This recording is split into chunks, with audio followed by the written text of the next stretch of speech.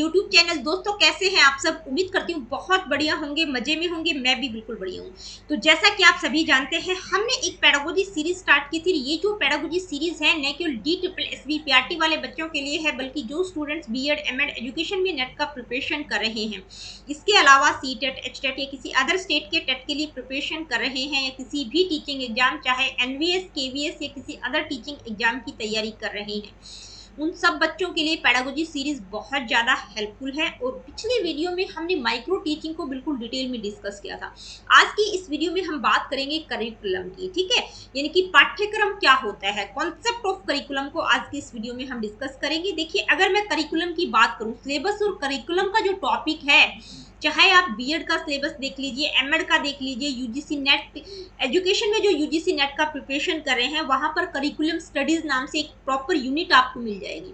तो हर जगह आपको ये टॉपिक देखने को मिल जाएगा। तो चलिए स्टार्ट करते हैं आज की इस वीडियो को। सबसे पहले बात करते हैं करिकुलम शब्द कौन सी भाषा का शब्द है। तो ये एक लैटिन वर्ड क्यूरेरे से डेराइव हुआ है। क्यूरेरे का मतलब क्या होता है? Race course. रेस कोर्स को हिंदी में हम क्या कहेंगे? दौड़ का मैदान, ठीक है। यानी कि ये क्या है? एक दौड़ का मैदान है, एक रनवे है जिस पर दौड़कर बच्चा अपने गोल को अचीव कर सकता है, ठीक है।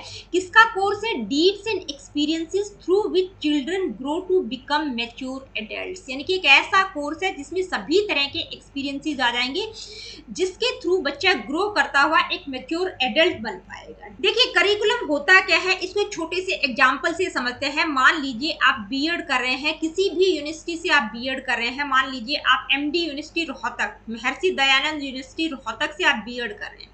तो जब आप BEd कर रहे हैं, तो BEd का जो कोर्स है वो कितने का होता है? 2 साल का BEd का पूरा कोर्स होता है। तो ये 2 साल का जो कोर्स है, ठीक है, ये BEd का क्या है? करिकुलम है कि भाई इन 2 सालों में कोई भी बच्चा जब BEd करेगा तो उसको क्या क्या सिखाया जाएगा, बच्चा क्या क्या सीखेगा, इस कोर्स के ऑब्जेक्टिव्स क्या क्या रहेंगे, इसमें जो पहला साल रहेगा उसमें क्या क्या पढ़ाया जाएगा, दूसरे साल में क्या क्या पढ़ाया जाएगा, थ्योरी का कितना पार्ट रहेगा, प्रैक्टिकल का कितना पार्ट रहेगा, एक्स्ट्रा करिकुलर एक्टिविटीज क्या क्या रहेंगी, बच्चों की टीचिंग कैसे की जाएगी, फर्स्ट सेमेस्टर में कितना सिलेबस रहेगा, कितने पार्ट्स होंगे, कितने सब्जेक्ट रहेंगे, कितने सब्जेक्ट्स होंगे, सेकंड में कितने सब्जेक्ट होंगे, थर्ड सेमेस्टर में कितने होंगे, उनको इवैल्यूएट किस तरह से किया जाएगा। तो पूरा का पूरा एक विजनरी डॉक्यूमेंट होता है, एक रिटन डॉक्यूमेंट होता है, यानी कि एक कोर्स का पूरा डिटेल होता है। तो करिकुलम क्या होता है? करिकुलम क्या होता है? A well defined and prescribed course of studies which students must complete for them to pass a given level of education. यानी कि स्कूल लेवल पर करिकुलम की अगर हम बात करें तो प्राइमरी लेवल का करिकुलम डिफरेंट होगा, सेकेंडरी लेवल का डिफरेंट होगा, सीनियर सेकेंडरी लेवल का करिकुलम डिफरेंट होगा, और ये प्रीवियस नॉलेज के आधार पर ही होगा। हम उम्मीद करेंगे कि भाई जो बच्चा 6th क्लास में आएगा तो उसको जो है मतलब 5th क्लास का जो भी करिकुलम है वो उसको अच्छे से कवर करके आया होगा। उस टाइम पीरियड के दौरान उसने ये सारी चीजें सीखी होंगी जो भी उसके करिकुलम में होंगी। उसी के आधार पर अगला जो नेक्स्ट लेवल होगा, सेकेंडरी लेवल होगा, उसका करिकुलम होगा। तो करिकुलम क्या है? करिकुलम एक रास्ता प्रोवाइड करता है टीचर्स, स्टूडेंट्स और पूरे एजुकेशन सिस्टम को कि जो भी एजुकेशनल ऑब्जेक्टिव्स और एम्स हैं वो करिकुलम के अकॉर्डिंग ही पूरे होंगे। करिकुलम के थ्रू ही हमें पता चलता है, टीचर्स को पता चलता है क्या पढ़ाना है, स्टूडेंट्स को पता चलता है कि उनको अपने इस कोर्स के दौरान क्या क्या पढ़ना है। आई होप करिकुलम होता क्या है आप लोगों को समझ आया होगा। तो देखिए, करिकुलम किसी भी कोर्स का एक रिटन डिटेल डॉक्यूमेंट होता है, एक विजनरी डॉक्यूमेंट होता है कि भाई इस पर्टिकुलर कोर्स के दौरान आपको क्या क्या पढ़ना है, ठीक है। आगे बढ़ते हैं। करिकुलम से रिलेटेड कुछ डेफिनेशन यहाँ पर मैंने इंक्लूड किए हैं। देखिए, कनिंघम की जो डेफिनेशन है, कनिंघम किस तरह से करिकुलम को डिफाइन करते हैं, और ये जो डेफिनेशन है बहुत ही इंपॉर्टेंट डेफिनेशन है। उन्होंने क्या कहा है? The tool in the hands of the artist to mould his material to his ideal in his studio. देखिए, कनिंघम क्या कहते हैं कि भाई जो करिकुलम है वो किसी आर्टिस्ट के हाथ में एक टूल की भांति है, यानी कि एक टूल, एक उपकरण की तरह है, जो उस टूल की हेल्प से वो अपने मटेरियल को कोई भी अपने स्टूडियो में कोई भी शेप दे सकता है। जैसे एक मूर्तिकार है, वो किसी भी प्रकार की मूर्ति बना सकता है, ठीक है। तो यहाँ पर कनिंघम ने जो तुलना की है वो किस तरह से की है? आर्टिस्ट को उन्होंने क्या कहा है? टीचर। आर्टिस्ट की तुलना किससे की है? टीचर से, ठीक है। स्टूडियो क्या है? स्कूल है। आर्टिस्ट कहाँ काम करता है? स्टूडियो में। टीचर कहाँ करेगा? स्कूल में। सब्सटेंस यहाँ पर या मटेरियल कौन है? स्टूडेंट। और गोल मींस एक्सपेक्टेड लर्निंग अचीवमेंट्स, यानी कि जैसे एक आर्टिस्ट एक टूल के माध्यम से अपने मटेरियल को कोई भी शेप दे सकता है, उसी तरह से एक टीचर जो है अपने स्टूडेंट को मोल्ड कर सकता है। ठीक है, कोई भी आकार वो दे सकता है, वो अच्छा भी बना सकता है, बुरा भी बना सकता है, और ये काम वो कहाँ करेगा? स्कूल में। ठीक है, नेक्स्ट डेफिनेशन है क्रो और क्रो की। देखिए, क्रो और क्रो की डेफिनेशन भी बहुत अच्छी है। Curriculum includes all the learners experience in और outside school that are included in a program which has been devised to help him to develop mentally, emotionally, socially, spiritually and morally.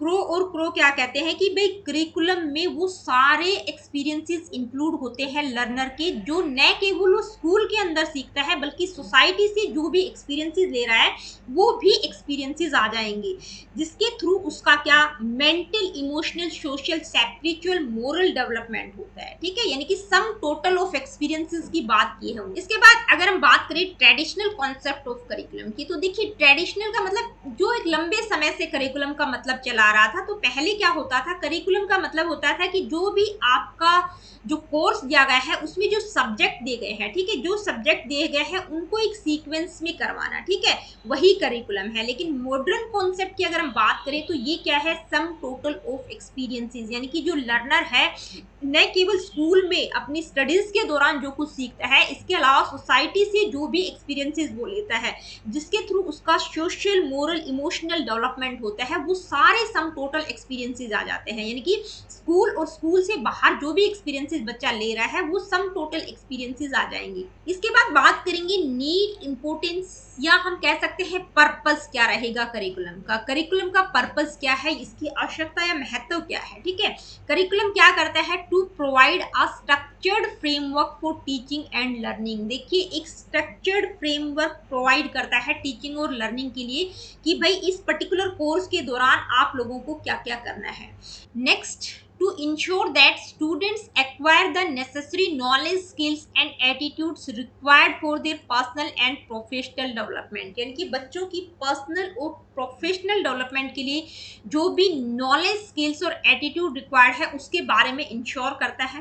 Next है to provide a systematic approach to teaching that is consistent with the goals and objectives of the educational institute, यानी कि teaching के लिए एक systematic approach provide करता है कि भाई जो भी एजुकेशनल इंस्टीट्यूट है उसके जो भी गोल्स और अचीवमेंट है उनको आप कंसिस्टेंट होकर अचीव कर सके। नेक्स्ट है to help teachers plan and organise their teaching and learning activities. Teachers की हेल्प करता है करिकुलम की, भाई वो अपनी टीचिंग लर्निंग एक्टिविटीज को किस तरह से प्लान करें, किस तरह से ऑर्गेनाइज करें, किस टाइम पीरियड में उनको क्या करवाना है। ठीक है, next to ensure that assessment methods are aligned with learning objectives, यानी कि जो असेसमेंट मेथड्स होंगे वो लर्निंग ऑब्जेक्टिव के साथ अलाइन होने चाहिए, मैच करने चाहिए। देखिए, लर्निंग ऑब्जेक्टिव्स की अगर हम बात करते हैं तो क्या कहते हैं, क्या स्पेसिफाई करते हैं कि भाई बच्चे को इतनी नॉलेज है और ये जब कोर्स वो कंप्लीट कर लेगा तो उसको ये समझ आ जाएगी। ये क्या है? ये लर्निंग ऑब्जेक्टिव्स हैं। अब जो लर्निंग ऑब्जेक्टिव्स हैं उन्हीं के आधार पर असेसमेंट मेथड्स का प्रयोग किया जाता है कि भाई किस तरह से आप बच्चों को असेस करेंगे, क्विज के द्वारा करेंगे, written test, oral test, practical presentation, किस मेथड का प्रयोग करेंगे, क्विज का प्रयोग करेंगे। तो लर्निंग ऑब्जेक्टिव्स के आधार पर ही असेसमेंट मेथड्स, इवैल्यूएशन टूल्स का प्रयोग किया जाता है, यानी कि असेसमेंट इस तरह से करना है जो लर्निंग ऑब्जेक्टिव्स के साथ अलाइन कर सके। तो करिकुलम का नीड, इंपोर्टेंस, या हम कह सकते हैं पर्पस क्या होगा, उससे रिलेटेड कुछ इंपोर्टेंट पॉइंट्स हमने डिस्कस किए। अब हम बात करेंगे नेचर और करैक्टरिस्टिक्स की, यानी कि करिकुलम की विशेषताएं क्या क्या हो सकती हैं। तो करिकुलम कैसा होना चाहिए? कॉम्प्रिहेंसिव होना चाहिए, covers a broad range of subjects and activities for a well-rounded education, यानी कि करिकुलम में न केवल सब्जेक्ट मैटर होना चाहिए बल्कि और भी एक्स्ट्रा करिकुलर एक्टिविटीज को भी इंक्लूड किया जाना चाहिए ताकि बच्चे का ऑल राउंड डेवलपमेंट हो सके। नेक्स्ट है फ्लेक्सिबल।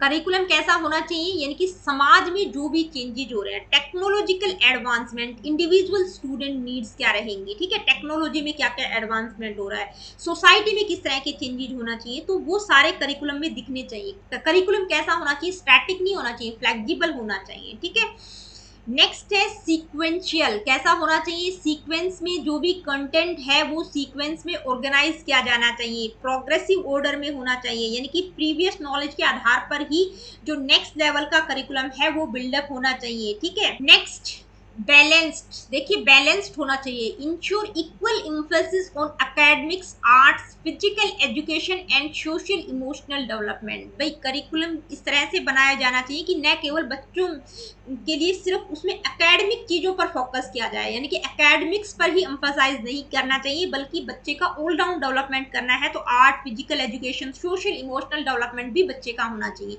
तो करिकुलम किस तरह का होना चाहिए, बैलेंस होना चाहिए, इंटीग्रेटेड, ठीक है। कैसा होना चाहिए, इंटीग्रेटेड, यानी कि जो भी सब्जेक्ट पढ़ाए जाए उनको कनेक्ट करके आप पढ़ा सके, एक सब्जेक्ट के एक्सपीरियंसेस को आप दूसरे में यूज कर सके, यानी कि जो चीज आप मैथ में यूज कर रहे हैं, मैथ में जो चीज आपने पढ़ी है वो आपको फिजिक्स में भी हेल्प करे, ठीक है। तो किस तरह का होना चाहिए, इंटीग्रेटेड होना चाहिए, रेलिवेंट होना चाहिए, aligns with the needs and interest of students and society, making learning meaningful. देखिए रेलिवेंट का मतलब है कि भाई समाज में क्या चल रहा है, सोसाइटी में क्या चल रहा है, बच्चों की क्या नीड और आवश्यकताएं हैं, उनका किस चीज में इंटरेस्ट है, तो करिकुलम रेलिवेंट होना चाहिए ताकि लर्निंग को मीनिंगफुल बनाया जा सके, ठीक है। लर्नर सेंटर्ड, देखिए करिकुलम कैसा होना चाहिए, यानी कि स्टूडेंट को सेंटर्ड में रखना चाहिए, लर्नर सेंटर होना चाहिए, स्टूडेंट्स की जो भी आवश्यकताएं हैं उसके interest, abilities, increasing active participation, यानी कि स्टूडेंट को ध्यान में रखते हुए करिकुलम का डेवलपमेंट किया जाना चाहिए। नेक्स्ट है असेसिबल, देखिए असेसिबल का मतलब होता है आंकलन करना, मूल्यांकन करना, इवैल्यूएट करना, तो जो करिकुलम है वो असेसिबल होना चाहिए, यानी कि स्टूडेंट ने किसी पर्टिकुलर कोर्स के दौरान जो भी सीखा है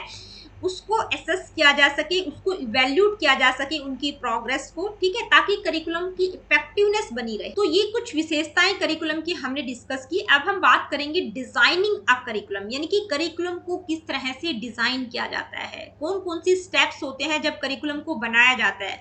तो सबसे पहला स्टेप क्या होता है, identify the programme goals and objectives. देखिए कोई भी प्रोग्राम जब हम तैयार करते हैं तो सबसे पहला मतलब मुख्य स्टेप क्या रहता है कि उस प्रोग्राम के गोल्स और ऑब्जेक्टिव्स क्या रहेंगे। तो करिकुलम को जब बनाया जाता है, डिजाइन किया जाता है, तो यही देखा जाता है कि इसके गोल्स और ऑब्जेक्टिव क्या रहेंगे, ठीक है। यानी कि जो भी प्रोग्राम तैयार किया जा रहा है तो उसमें देखा जाता है कि भाई जैसे करिकुलम को डेवलप किया जा रहा है, करिकुलम को डिजाइन किया जा रहा है, तो बनाते टाइम ये देखा जाएगा कि लर्निंग आउटकम्स क्या रहेंगे, बच्चों में कौन कौन सी स्किल्स, मतलब बच्चे कौन कौन सी स्किल्स को एक्वायर कर पाएंगे और क्या क्या कॉम्पिटेंसीज उनमें डेवलप की जाएंगी, ठीक है। तो पहला स्टेप क्या है कि करिकुलम को डेवलप जब किया जाए तो उसके गोल्स और ऑब्जेक्टिव्स देखे जाए। नेक्स्ट है conduct a needs assessment. Needs assessment का मतलब आवश्यकता का आकलन लगाना। सबसे पहला स्टेप क्या था, गोल्स और ऑब्जेक्टिव्स डिसाइड हो गए, आइडेंटिफाई हो गए कि भाई इस प्रोग्राम के ये गोल्स और ऑब्जेक्टिव रहेंगे। अब क्या है, उसकी आवश्यकता क्यों पड़ी उसको आंकलित करना, ठीक है। मान लीजिए ये जो बच्चे हैं वो इस लेवल पर हैं और उनको इस लेवल तक पहुंचना है, तो यहाँ इस लेवल की स्किल्स और नॉलेज उनके अंदर है, लेकिन यहाँ तक पहुंचने के लिए उनकी स्किल्स को हमें एक्सटेंड करना पड़ेगा, तो बीच में जो गैप है उसको फिल करने के लिए हमें इस प्रोग्राम की आवश्यकता पड़ी। नेक्स्ट स्टेप है डेवलप लर्निंग आउटकम्स, यानी कि लर्निंग आउटकम्स को डेवलप करना नीड असेसमेंट के आधार पर, यानी कि हमें पता चल गया कि भाई बच्चों की क्या आवश्यकताएं हैं, उसको हमने आंकलित कर लिया है। उसके बाद क्या होगा कि जो लर्निंग आउटकम्स रहेंगे उनको डेवलप करना कि भाई बच्चे इस प्रोग्राम के बाद ये चीजें सीख पाएंगे, ठीक है। तो जो भी आउटकम रहेंगे वो कैसे होने चाहिए, स्पेसिफिक होने चाहिए, विशिष्ट होने चाहिए, मेजरेबल होने चाहिए, उनको मेजर किया जा सके, अचीवेबल होने चाहिए, रेलिवेंट होने चाहिए, टाइम बाउंड होने चाहिए, ठीक है। यानी कि एक टाइम पर्टिकुलर टाइम पीरियड के दौरान बच्चे ये सीख पाएंगे। नेक्स्ट स्टेप क्या रहेगा, डिटरमाइन द प्रोग्राम कंटेंट, ठीक है भाई डिसाइड हो गया कि ये लर्निंग आउटकम रहेंगे इस पर्टिकुलर कोर्स के, तो जो लर्निंग आउटकम रहेंगे उनको अचीव करने के लिए प्रोग्राम कंटेंट को निर्धारित करेंगे, ठीक है। आइडेंटिफाई करेंगे कि कौन कौन से टॉपिक्स, कॉन्सेप्ट्स और स्किल्स की आवश्यकता होगी, ठीक है, ताकि लर्निंग आउटकम्स को अचीव किया जा सके। इसके बाद नेक्स्ट स्टेप है decide on the programme structure. देखिए प्रोग्राम स्ट्रक्चर का मतलब है organisation of the programme content, यानी कि जो कंटेंट था उसको ऑर्गेनाइज करेंगे कि कितने नंबर ऑफ कोर्सेज रहेंगे, फॉर्मेट ऑफ क्लासेस क्या रहेगा, टाइप्स ऑफ असेसमेंट कौन सा यूज किया जाएगा, किस तरह से असेस डिस्कस करेंगे, कौन कौन से कोर्सेज रहेंगे, कितनी ड्यूरेशन में कौन सा काम करवाना है, मतलब चीजों को ऑर्गेनाइज करना। नेक्स्ट स्टेप क्या होगा, डेवलप अ प्रोग्राम शेड्यूल। अब प्रोग्राम स्ट्रक्चर यानी कि प्रोग्राम को ऑर्गेनाइज कर दिया है, अब उसका शेड्यूल तैयार करेंगे, यानी कि जो भी टॉपिक्स और एक्टिविटीज कवर की जाएंगी उनकी आउटलाइन बनाएंगे कि भाई इस कोर्स में कौन कौन से टॉपिक्स और एक्टिविटीज को कवर किया जाएगा। जैसे रीडिंग हो गया, असाइनमेंट्स, क्विज, एग्जाम्स, ये सारे किसमें आएंगे, प्रोग्राम शेड्यूल में। तो जो भी शेड्यूल बनाया जाए वो अचीवेबल, फ्लेक्सिबल और रियलिस्टिक होना चाहिए, ठीक है। नेक्स्ट स्टेप क्या है, नेक्स्ट है डिटरमाइन द असेसमेंट मेथड्स, यानी कि असेसमेंट आंकलन के जो मेथड रहेंगे, जो विधियां रहेंगी उनको निर्धारित करना, असेसमेंट मेथड्स को डिटरमाइन करना।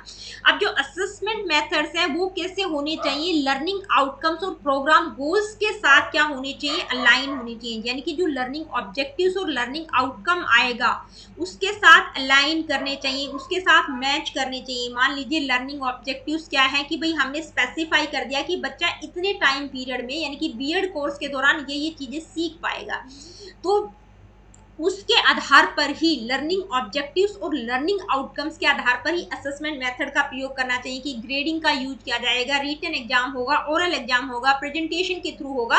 यानी कि जो असेसमेंट मेथड होंगे वो किसके साथ अलाइन करने चाहिए, लर्निंग आउटकम्स और प्रोग्राम गोल्स, लर्निंग ऑब्जेक्टिव्स के साथ अलाइन करने चाहिए। नेक्स्ट है डेवलप टीचिंग स्ट्रेटेजीज, यानी कि टीचिंग स्ट्रेटेजीज को डेवलप करना। इसके बाद क्या होगा कि जो टीचिंग स्ट्रेटेजीज हैं यानी कि टीचिंग मेथड्स कौन से होंगे कि भाई लेक्चर मेथड का प्रयोग करना है, डिस्कशन, ग्रुप वर्क या अदर एक्टिविटीज का प्रयोग करेंगे। तो जो भी टीचिंग की स्ट्रेटेजीज रहेंगी, जो भी टीचिंग मेथड रहेंगे वो भी लर्निंग आउटकम्स और असेसमेंट मेथड्स के साथ अलाइन करने चाहिए, मैच करने चाहिए, ठीक है।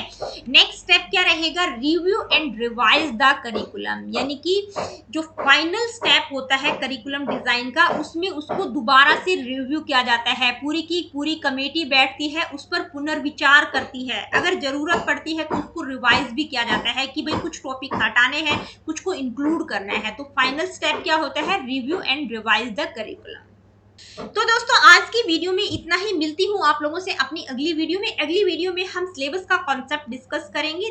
देखिए किसी प्रकार का कोई क्वेश्चन, क्वेरीज, फीडबैक है तो आप मुझे कमेंट करके बता सकते हैं। अगर वीडियो सेशंस आप लोगों को अच्छे लगते हैं तो please like, share and do subscribe the education classes.